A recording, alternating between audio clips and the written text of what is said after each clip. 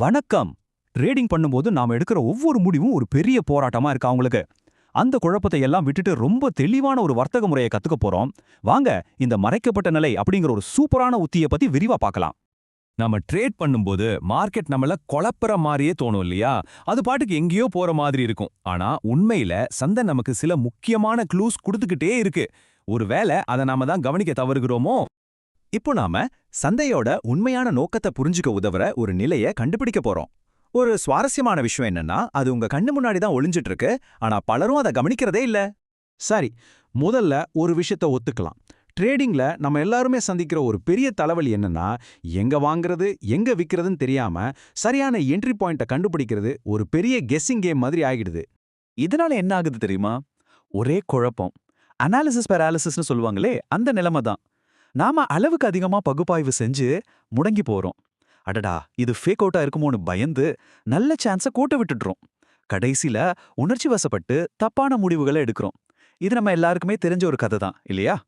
ஆனா இந்த கெஸ்ஸிங் கேம்க்கு ஒரு ஃபுல் ஸ்டாப் வைக்கலாம். சந்தை அடுத்து என்ன செய்ய போகுதுன்னு புரிஞ்சுக்க உதவுற முதல் க்ளூ அதுதான் இந்த மறைக்கப்பட்ட நிலை.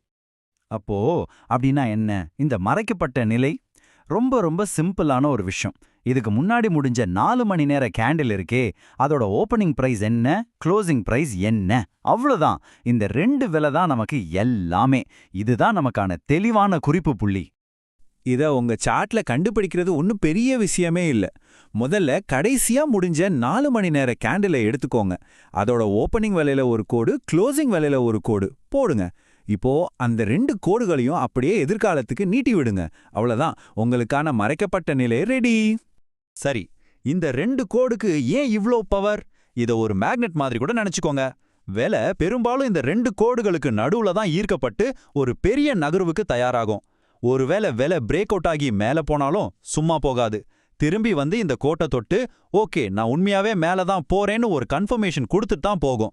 இதுதான் ஒரு உண்மையான பிரேக் அவுட்டுக்கான உறுதிப்படுத்துதல். அடுத்ததா இந்த ஸ்ட்ராட்டஜியோட 2வது முக்கியமான பகுதிக்கு வருவோம். இது சும்மா ஒரு டூல் மட்டும் இல்ல, விலை எவ்வளவு தூரம் பின்வாங்குதுன்னு துல்லியமா அளக்கிற ஒரு ஸ்கேல் மாதிரி. இந்த 4 மணி நேர கேண்டில் பாக்ஸ் என்ன பண்ணும்னா, அந்த முழு கேண்டிலையும் 4 பாகமா பிரிக்கும்.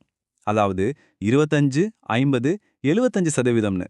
இதை வச்சு மார்க்கெட் எவ்வளவு தூரம் கரெக்ஷன் கொடுத்திருக்கு, அதாவது பின்வாங்கியிருக்குன்னு நாம தெளிவா தெரிஞ்சுக்கலாம். இப்போ இந்த பாக்ஸை 4 மண்டலங்களா பிரிக்கலாம். இதுல நாம கண்ணும் கருத்துமா கவனிக்க வேண்டிய இடம் எது தெரியுமா? இந்த 25%லேருந்து 50% வரைக்கும் இருக்கிற உகந்த மண்டலம். எங்க தான் நமக்கு பெஸ்டான அதிக வெற்றி வாய்ப்புள்ள ட்ரேட் கிடைக்கும். ஒருவேளை விலை ரொம்ப ஆழமா 75%யும் தாண்டி போயிடுச்சுன்னா ஜாக்கிரதை, அது ஆபத்து மண்டலம். அங்க நாம ரொம்ப எச்சரிக்கையா இருக்கணும். இப்போதான் அசலான ஆட்டமே ஆரம்பிக்குது. இந்த 2 பவர்ஃபுல் டூல்ஸையும் ஒன்னா சேர்த்து ஒரு சூப்பரான ட்ரேடிங் உத்தியை எப்படி உருவாக்குறதுன்னு பார்க்கலாம். இது ஒரு பக்கா காம்போ. 2க்கும் உள்ள வித்தியாசத்தை முதல்ல தெளிவா புரிஞ்சுக்கணும். மறைக்கப்பட்ட நிலைங்கிறது ஒரு துல்லியமான விலைக்கோடு. அதுதான் நம்மளோட ஃபைனல் செக் பாயிண்ட். ஆனா 4 மணி நேர பாக்ஸ் அப்படி இல்ல. அது ஒரு ஏரியா, ஒரு மேப் மாதிரி. விலை எவ்வளவு தூரம் பின்வாங்குதுன்னு காட்டுற ஒரு வழிகாட்டி. சரி, இப்போ இந்த 2யும் வச்சு ட்ரேட் பண்றது எப்படின்னு சொல்றேன். ரூல்ஸ் ரொம்ப சிம்பிள். முதல்ல உங்க சார்ட்ல இந்த நிலையையும் பாக்ஸையும் வரைஞ்சுக்கோங்க. 2வது, விலை நம்மளோட உகந்த மண்டலத்துக்கு, அதாவது அந்த 25லிருந்து 50% ஏரியாவுக்கு வர வரைக்கும் வெயிட் பண்ணுங்க. அங்கிருந்து விலை அந்த மறைக்கப்பட்ட நிலையை தொட்டுட்டு திரும்பணும்.